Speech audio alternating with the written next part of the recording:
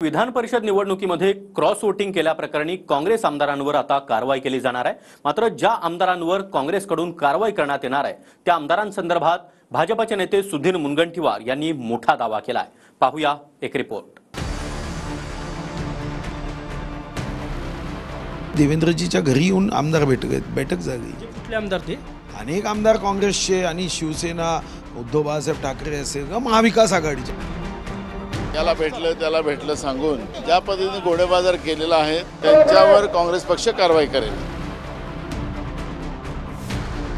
विधान परिषदेच्या निवडणुकीत काँग्रेसची 7 मतं फुटल्यानं मवियाला मोठा धक्का बसला।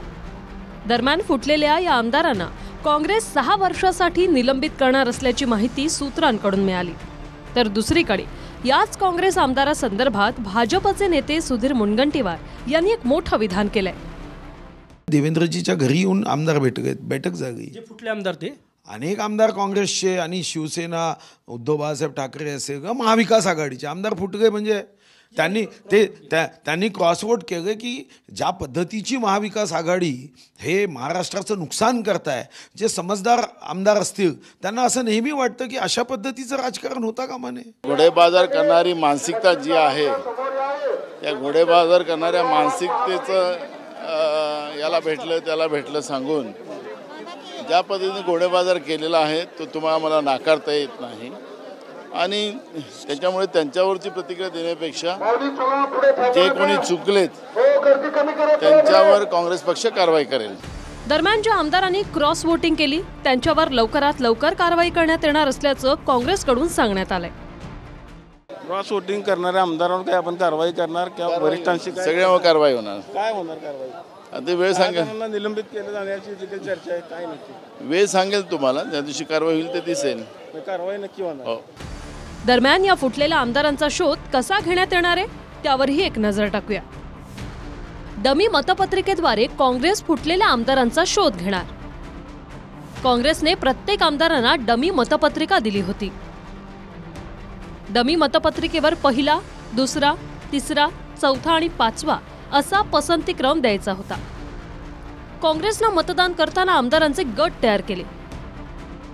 कोणत्या उमेदवाराला कोणत्या पसंतीक्रम द्यायचा हे आमदारांना सांगितलं होतं। समजा ए नावाच्या आमदाराला त्याच्या 4थ्या पसंतीवर मार्क करताना उजव्या कोपऱ्यात करायचं होतं, तर बी आमदाराला 3री पसंती दर्शवताना डाव्या कोपऱ्यात मार्क करायचं होतं। आमदारांच्या डमी मतपत्रिकेतही याची नोंद करून ठेवण्यात आली होती। संपूर्ण प्रक्रियेवर लक्ष ठेवण्यासाठी सतीश पाटील, अभिजित वंजारींची निवडणूक प्रतिनिधी म्हणून निवड। सूचनेप्रमाणे मतदान झालं की नाही याच्या पाहणीची निवडणूक प्रतिनिधीवर जबाबदारी होती। क्रॉस वोटिंगवरून संजय राऊतांनी पुन्हा एकदा महायुतीवर गंभीर आरोप केले। 10 कोटी ते 25 कोटी आमदारांना रोख दिल्याचा आरोप संजय राऊतांकडून करण्यात आलाय। तर राऊतांनी केलेल्या आरोपांना प्रवीण दरेकरांनी प्रत्युत्तर दिलंय।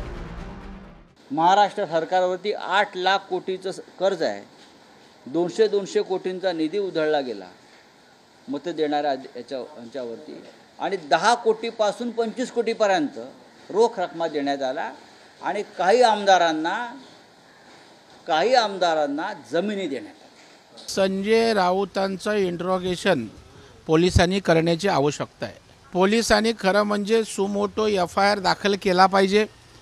संजय राऊतांना समन्स पाठवून चौकशीसाठी बोलावलं पाहिजे आणि 10-15 कोटीचा व्यवहार झाल्याची त्यांच्याकडून पुरावे घेतले पाहिजेत।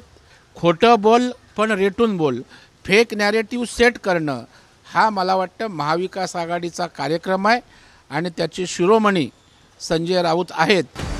विधान परिषदेच्या निवडणुकीत क्रॉस वोटिंग केलेल्या आमदारांची ओळख पटली असून त्यांच्यावर कारवाई करण्यात येणार असल्याचं काँग्रेसकडून सांगण्यात आलंय।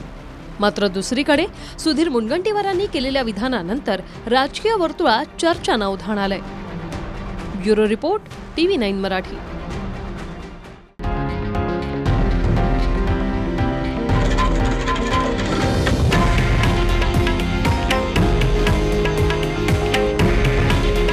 हे आहे देशातील नंबर 1 न्यूज नेटवर्क आणि आपण पाहत आहात TV9 मराठी। काळजी तुमची, हित महाराष्ट्राचं।